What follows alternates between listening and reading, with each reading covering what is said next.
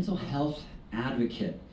You're an organizer around mental health, social media well-being, and women and LGBTQ plus rights.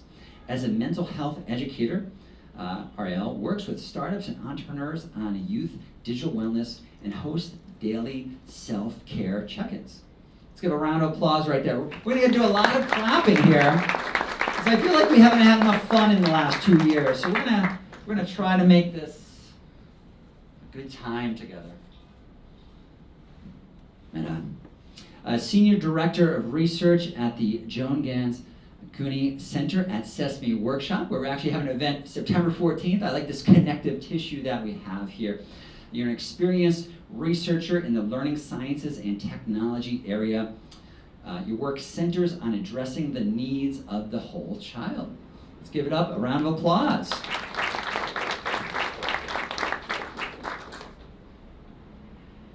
Then on our corner,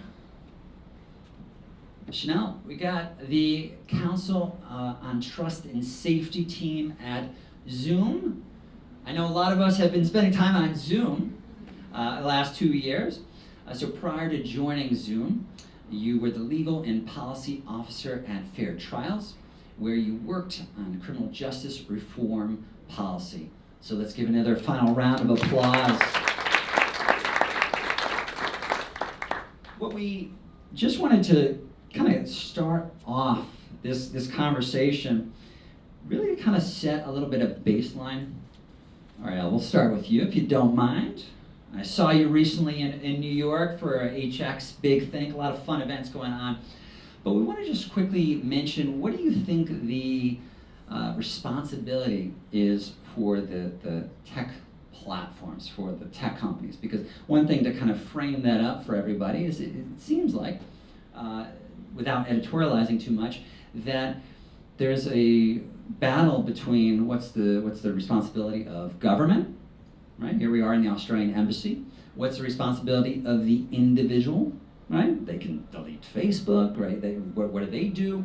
And what's the responsibility of that actual tech company? So if we're starting with that last part there, the tech company, what do you think? How would you frame that? Hello, there we go. Thanks so much for having me here. As David mentioned, my name is Arielle. I think part of the tricky thing about technology companies is that we have to look at the whole company. And so we need to know that young people, but not just young people, everybody, we exist online. We find our jobs online, we're working online, we're meeting friends online, we're meeting relationships online. Our entire lives exist online. And I really wonder if some tech companies are really noticing the value of that. I think as they are basically the hosts of how we live our daily life, the responsibility should be on them to work together with government, with individuals, in order to really push this forward. A little bit of the difficulty that we've been seeing is that I can speak to young people, is that we live our entire lives online. We're focused on what our friends are doing online, we're focused on what's going on, and we're not really learning how to take care of our wellness. And I think it's very much up to the company to say, we're acknowledging that young people are spending all of our time on our platforms. How can we make this healthy for them? How can we make this an engaging and nice and enjoyable experience? Whenever any of us go online, we're looking for something. Maybe we want to laugh, maybe we want to connect with someone, maybe we want to find something out, but we're all looking for something every single time we open up our phone. And the question is, are the technology companies going to help us accomplish that? Or are they going to get in our way? Are they going to bombard us with ads? Are they going to fill us with information that's harmful? I think part of it is noticing this is a collaborative effort. It's not only on government, it's not only on technology companies, it's not only on the individual, but noticing that this is a collaborative effort, but the responsibility is for sure at least on the social media companies. Do you have anything to add on that? Yeah, I think it's really interesting to think about the many players involved, especially for youth. We recently had a session at the Connected Learning Summit where we had a group of youth join us to talk about a youth Bill of Rights, digital Bill of Rights.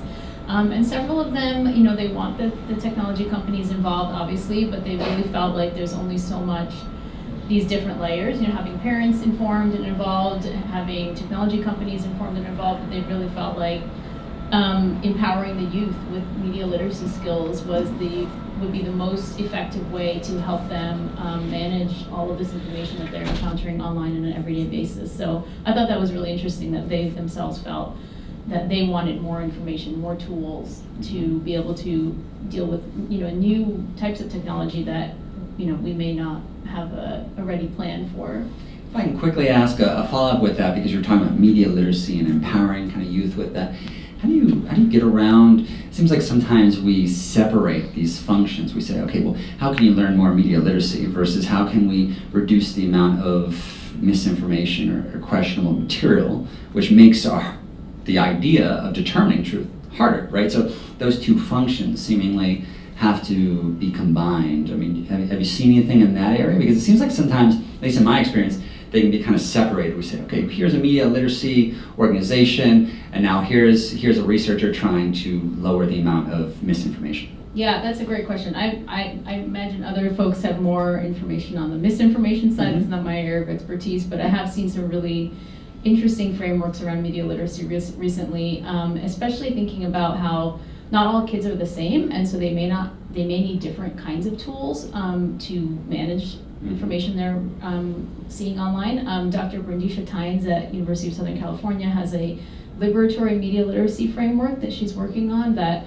just takes into account the fact that Black and brown children are experiencing different kinds of traumas online than other kids, and they will need different tools to empower them to approach what they're seeing. Okay.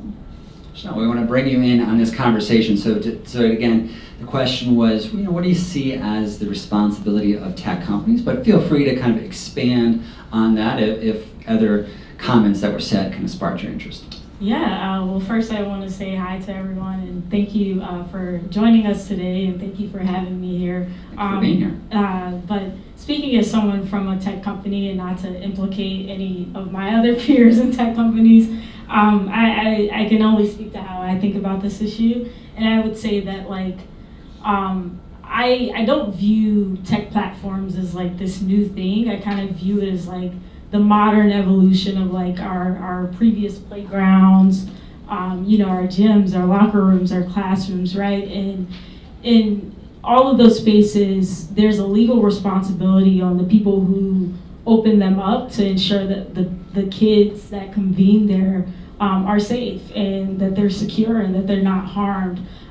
So I say that all to say, I think there should be some responsibility on tech companies to ensure that the kids who are convening on those platforms are also safe.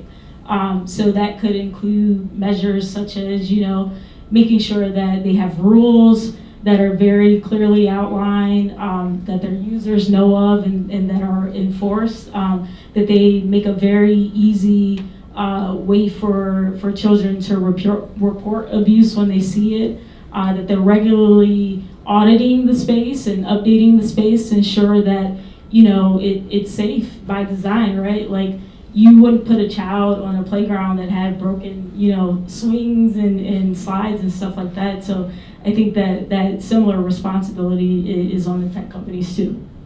That reminds me, you said safe by design, right? Safety by design is a great principle that's really pushed out by the Australian side of the e-safety office. Julia Mangrant spoke at a recent event around that. But we'll actually start with you again. We'll go the different way down the panel for our next question. And a lot of us heard about the Facebook papers recently with the whistleblower, and a lot of the research that kind of came out about that around, what's this kind of mental health impact of social media. But if you really dig under the hood, one of the complications of that, and I know sometimes, right, from a media narrative, it's hard to make a complex story, is that if you actually explore the data, it seems to show that for some youth, and really for all age groups, social media can seemingly be detrimental to one's mental health. But for other youth, especially during a time of COVID, where we had a clear separation of loved ones and friends, which can be as traumatic in its own sense, social media was a kind of a lifeline. So how do you deal with something where there doesn't seem to be a clear answer, right? Because for something like smoking, nobody's out there saying, well, no, I think smoking was good. I mean, this is 1950s, commercials in the U.S. How do we kind of wrap our heads around the fact that seemingly from what we know now, social media seems to involve kind of a multitude of other aspects that are outside of the realm of control of a tech platform? Right. How I think about that is that I think our society is so quick to rush to whatever is the tagline or whatever is the most, like, we want to put a spotlight on the most harmful experiences, but I think that actually does the space a little bit of harm. Just because, like you said, there are youth who do have positive experiences online, and I think that we can have kind of like a both-and approach, like where we should absolutely, focus on the harm and focus on reacting to that. But I think there's a lot that we can learn from kids who are having positive experiences online. So say for instance, like we can look at that user and draw from them, like what measures are they putting in place to ensure that their experience is a positive one, and how can we implement that into the design of our product. So for example, like say a child who has a valuable experience using social media, they may have a parent at home that's monitoring, their use of the product. They may sit their phone down when they've reached a certain time limit. They have someone uplifting them and checking on their self-esteem and all those things. And how that translates to the product is, okay, we're going to create a tool to where kids, if they're using the product, we're going to make sure to shut the app off in a certain time limit. Or we're going to make sure to create a tool where parents can easily, be a part of their child's use with social media. I think there's just a lot that we can learn from kids who are having a good experience. And I think there's some harm there when we just try to focus really on the negative. And something else I would say too is in a general sense, I think that like the negative narrative impacts like older generations a little bit more harmfully. And that matters because like those are the people that are in our legislators, those are the people at the tech companies, and if you're already like telling that audience who may have some fear in tech that it's bad and that everyone's having a bad experience, that just confirms what they think already, and they might halt some progress that we're able to make. But if you build up this positive narrative as well, like I think that helps show them like, okay, there is some good, and we should be working with these communities to ensure that everyone can have a good experience. I think that's why a lot of times in articles you see the person say, hey, well, I'm not a Luddite. I like technology, right? They're trying to kind of get back to some deeper purpose and better alignment with our values. Obviously, that brings up deeper questions around business models and things of that nature too. But we'd love to kind of continue on with that question, because I'm sure in your research you've noticed this as well. Absolutely, I completely agree. I think it's time for a more nuanced approach, especially looking at the research. So I know the Center for Scholars and Storytellers at UCLA, they released a recent analysis looking at thousands of families and social media use, and they came up with really two distinct profiles of kids whose families are more engaged, they have a family device, they may not have other predispositions or childhood traumas or experiences that would make social media exacerbate those things, and then there were other kids who had different experiences. And so they're trying to start looking at what are the factors that actually impact, rather than just having all youth all together, lumping all of these experiences together that would promote positive experiences versus promoting more negative experiences, and getting that information out to parents and families as well. Terrific, yeah. And then even to follow up with that, there was another kind of recent study showing that there was almost like a Goldilocks zone of tech use, right? So it's like this complete removal of it seemed to adversely impact people, and then too much, right? So it's not too hot, not too cold. So Arielle, I'd like to kind of close out that question with you. Yeah, for sure. So my background is in social justice organizing, being a youth activist in different areas like mental health advocacy, gun violence prevention, women's rights. And so I feel like I can speak to what I've seen firsthand on social media, which is the incredible power it has to uplift movements, right? To allow different social justice issues to come to light, to allow educators to be able to make content on those issues and spread the messages that they're trying to get out there. Having social media and utilizing that has allowed for my generation to look at some of these social justice issues in a connected way, in ways that we haven't seen before. And so it's been really empowering to see those impacts of social media. And also kind of pushing this back to the last question, even the solutions that we have with social media are not going to be one size fits all for young people. It's not like we're going to find one solution, one policy, and then we're all good. Part of it is realizing the experiences that young people are having on social media, whether we're connecting with friends over a pandemic, whether we're talking about social justice issues, all these different nuanced things, acknowledging it and uplifting those positive parts of social media, realizing what we're doing right in those design aspects, in those policy aspects, and then using that to kind of tailor the things that we can improve upon. But yeah, I think that we would all be remiss to say that young people don't benefit from social media, that everyone doesn't benefit from social media, or just tech in general. The ability to connect with loved ones during a pandemic, the ability to check up on your friends that you haven't seen in 2.5, 3 years. So I think that there are some genuine powers to technology and the way that we use it. So for another question, we're going to actually start with you, Arielle. What do you think organizations that aren't kind of youth focused, what do you think they are missing about kind of engaging with youth? Like I just saw this campaign, kind of designing by us, that was really trying to push out a more youth-centered, right, kind of like a not about us, without us type of idea. Yeah, for sure. I think when we think about co-creation with young people, it's really noting that young people is not a catch-all, but it's being focused on getting young people and young diverse people in positions of power to make decisions on technology. And so when we don't include young people, who are some of the main users, we're missing a lot, which is that, my generation, Gen Z, we are the first generation to grow up with social media, right? With all these different tech opportunities. I got my Instagram when I was 10 years old. And so we're missing the voices of, young people who are engaged with this, who are familiar with this, who have lived our entire lives on these platforms.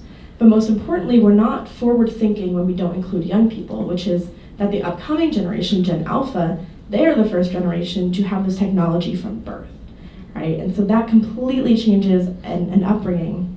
And so without having Gen Z, Gen Alpha, and different young people as part of these decision-making platforms, we're missing a lot of the conversation. And so part of it is, bringing young people in, creating youth boards, asking young people what they think, and noting that it's not just, this one young person here says one thing. I'm speaking from my experiences, but there are so many young people doing this work. There are so many people passionate about it that can speak to, the areas of coding or AI or social media or gaming. Bring those young people in, ask, those young people what they think. And really involve us in the movement, because I think we have that passion. We're excited about it, just as everyone here today, I can imagine, is excited to be here and curious about being here. So are we. So I think including that is important. Terrific. Medha, I'd like to continue that conversation. Sure, yeah, this is an area that we're actively working on, actually, youth co-design. So there's different frameworks out there. Obviously, a lot of people do user testing where they have people come in and kind of try their product towards the end of the cycle. But we're really trying to encourage companies to bring youth in much earlier on in the process. So there's frameworks out there that show, like, okay, you have a user, a youth as a user, you can have a youth as a tester, like, play testing kind of things, which is also great. But then you can really have them as more of an informant, and really ideally you'd have them as a co-designer. So having youth and adults work together from the early stages of designing a product actually changes the whole, maybe change the whole trajectory of a product and what the youth are looking for and what they actually need to fulfill their well-being and their desires in what it is, rather than what our preconceptions are of what they need. And there's a lot of, again, great research out there. Yes, it's right. I was at University of Maryland. I was participating in their program called the Kids Team, where they have 7 to 12-year-olds work over the course of a school year with product developers coming in, and they are sitting on the floor prototyping with with them, looking at ideas together. So it's really a very intensive youth co-design model, which is bringing youth in from the early stages rather than just having them test something, and try to break it. That's a different kind of question. Yeah, terrific. No, any final thoughts on that? Yeah, I mean, I think my co-panelist pretty much covered it, but I would add, just a realization that not every kid's experience is the same. Obviously, not just with a positive or a negative experience, but like you said, including kids that come from different backgrounds. That making sure that their voices are heard, because as someone that works at a tech company, it's kind of hard to create the products that are affecting the youth without having their voice center on that, and I think that's really important. So, if I could hop in Please. quickly, just to kind of re-emphasize what you were saying. I've been brought in kind of at the end of cycles. Hey, we have this product, can you test it out? And then I'm kind of in this position of saying, hey, actually, I think that we're missing something really fundamental here. And a lot of, my fellow young people would agree with that. And so part of it is bringing young people in early. And, if we're saying something that may not be what you want to hear, actually taking the time to listen and say, oh, okay, I know that we really wanted to go forward with this product, but we're getting some other information here, because what we really don't want is, to push something forward that's out in the world and then it's harmful or if it's ineffective. And bringing young people at the beginning can really work to remedy that.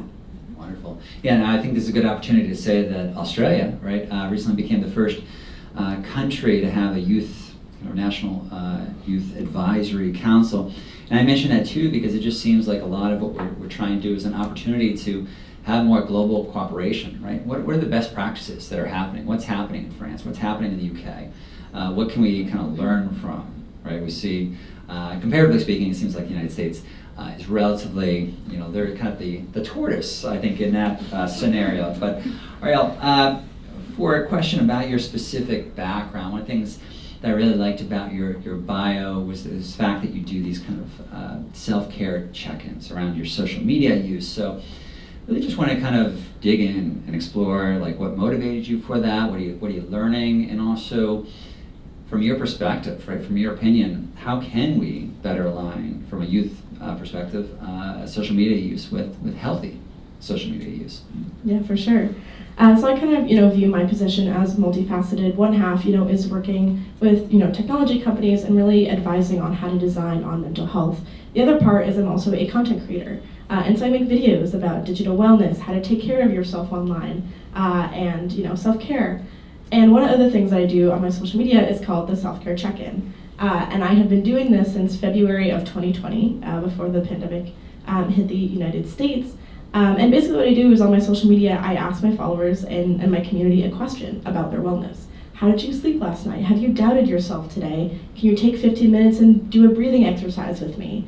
And I have seen this phenomenal response of support from young people, from friends to strangers to adults that have really, really benefited from this. And I think what my goal was to break up the endless scroll, right? So we're scrolling through social media, we're seeing news, we're seeing harmful things, maybe a cat video here and there, but we're not really seeing anything that addresses our well-being and our mental health.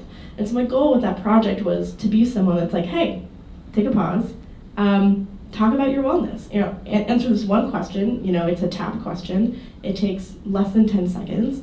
And the response that I've gotten is, wow, this really made me think about my mental health, or, I've really started to think differently about technology and self-care. I've gotten the opportunity to see people grow, over 2 years of, people who are answering questions and saying, no, I'm not doing well, and, sending them resources, and then a year later they're answering questions and they are doing well. That's an incredible privilege as a content creator to be able to see how your content is changing people. And so what I think that this really says about technology companies and the way that we think about designing pieces of technology is that we can incorporate the things that we're talking about into the systems themselves. And it doesn't take a huge, upheaval of an entire, company or piece of technology. It takes a few people doing really passionate work. Asking your friends, hey, how are you doing today? It started as, one thing based on my mental health advocacy and, has really rocketed into, asking thousands of people how they're doing today. And so the opportunity to build these systems into our technology companies and into our policy is the most empowering thing that we can do for ourselves and for each other. Yeah, it seems like right now we've gone through a pandemic, right? So the question of, hey, how's everything going? Now that's a deeper question, it seems like. It's like, well, do you really want to know? There's a lot going on. Let me talk to you. Want to go your way about some of the research that you're doing at the Joan Ganz Cooney Center at Sesame Workshop. So tell us about, yes, it is a little named mouthful, but I've got it. after the founder and creator of Sesame Street, of course, Joan Ganz Cooney, who brought together researchers and creators, in the 60s to create this show that we all know. So using that model, we are also very much conveners. So like you, we're bringing together people from a lot of different sectors. So research, of course, also policy and industry. One of the big projects we're working on right now is called the Rytek initiative, the Responsible Innovation in Tech for Children. It's a program created by Lego Foundation, Lego Group, UNICEF. There are researchers around the world and collaborators, including several from Australia, who are doing really innovative work.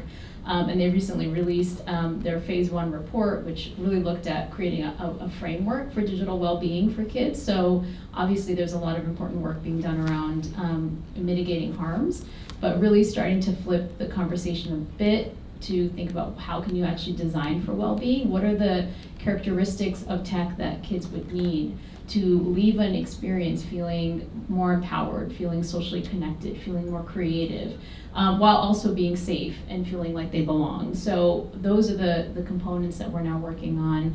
There's a research phase led by some folks at NYU and Cooney and Queensland University of Technology. And so this Rytek initiative, you'll see more about it. We're having an event in September around that as well. And just in other areas, again, trying to think about what is the flip side, rather than only focusing on mitigating harms. How can we encourage, incentivize industry policy to consider designing for well-being? So we're also working with the Fair Play Alliance, which is a consortium of game designers who want to create quality gaming experiences, and gaming is a much larger online community than I ever even realized. I'm not a gamer myself, but just thinking about if you empower developers to create environments where people are not only not being toxic towards each other, but actually behaving in a pro-social way, what does that look like? What tools do they need to do that kind of work? So these are some of the areas where we're trying to partner with industry to help them make those changes. Terrific. Chanel, you're going to close us out for our opportunity, but again, after this, instead of a Q&A, we want everybody to talk to the incredible panelists during our mixer and then one another. So for the audience, though, raise your hand if you are connected at all to the field of trust and safety. There you go. Chanel, that sets up your question because you are involved in Counsel, the trust and safety team at Zoom. So the question is, a lot of people raised their hands. Mm-hmm. But if we asked that question a few years ago, people would have said, what's trust and safety? It's a relatively new field that now is rapidly exploding, given the fact that we've realized the need for kind of human moderation and then the complexity of speech and the nuance. So I'd love to hear just quickly about your own journey, but also to this theme of youth tech and well-being. What can we do to diversify in all senses of the word with lived experiences and disciplines and backgrounds, the overall pipeline to get people in trust and safety who have a natural kind of alignment with youth? Mm-hmm, mm-hmm. Yeah, so I actually did not know about trust and safety before joining Zoom until I didn't know about it before applying to Zoom until I read the Responsible Tech Guide, actually. So you guys are actually the people that helped me get into tech, which is awesome to be sitting here on this panel. So I started in law school. I was primarily focused on civil rights and the policy-related field. So I did a bunch of internships at different civil rights organizations and some government agencies. I worked on interned on the Hill, worked for like a judge and places like that. And when I left, I went on to join the California Attorney General's office. And there I worked for his like legal and policy advisory team. And I worked on a ton of different issues, so like criminal justice, environmental justice, healthcare, which it was right at the start of the pandemic, so that was really fun. But immigration, so a bunch of different issues. And that was like a year-long fellowship, and when I left there, I went on to do criminal justice reform policy at a small nonprofit. But while I was there, like I started to learn more about myself and who I wanted to be as a professional, like what kind of field I wanted to map for myself.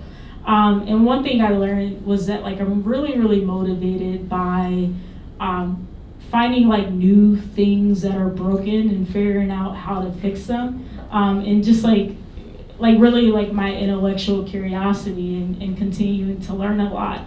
And not that I didn't learn a lot in the criminal justice field, it's just that like that's all that I had done. I never took classes in like IP or anything like that. I was very focused on those things. So I wanted to like expand myself and learn new things. And I started with the question of, okay, well, where can I combine like my passion for civil rights, my interest in policy, and also like where can I be constantly learning new things? And tech just seemed like the most like, you know, the option that made the most sense. So I reached out to alums and everything, and colleagues to see what their experiences were in tech, and they led me to the Responsible Tech Guide. And that was great because it allowed me to see that there were other people in the field that looked like me and had similar experiences. And I was also able to figure out like what specifically is the job title that I should be searching for. So I knew that it would be something in trust and safety policy. And once I figured that out, I think literally the next day, I was just randomly searching on LinkedIn, and Zoom happened to be hiring like a junior policy counsel on the trust and safety team. So it was like perfect, and I applied, I interviewed, and I got it. And I've been so fortunate in my experience. I was very nervous, coming from government and nonprofit, and now I'm working at a corporation, but like I enjoy it every day, and like I love my colleagues. There are some really amazing and really passionate people about these issues. And to respond to your question about how can we get more youth-centered people involved, I would say that like my experience is the perfect example of that. Just kind of demystifying this whole like thought that tech is an exclusive club, or that you need some sort of certification, or you need to take a course. I remember thinking before I applied, like I would wait a few years before I applied so I can get more expertise or whatever that means. But yeah, no, I jumped right into it, and so I would say like doing things to demystify the process. So like the Responsible Tech Guide. I think tech companies could do more to attend like different conferences and job affairs to target people that are in the youth space, because there's so many amazing individuals that we can learn from, the advocates, the teachers, the researchers, and we need that experience so that, like you said, so our products can be more human and have more human hands on it. So yeah. That's a beautiful story. I can't tell you how often, and honestly, it's the most common question we get at All Tech is Human, is somebody will reach out and say, hey, I really want to be involved, but I have a background in psychology, I have a background in law, like a background in X, Y, and Z. And I say, well, this is tech. I don't think there's a space for me. I said, well, what do you think social media is? It's all about human behavior. Of course, we need the saints and poets. We need everybody involved. So a great way to end the discussion. So a big round of applause for our panelists. Arielle. Again, big round of applause for the Australian Embassy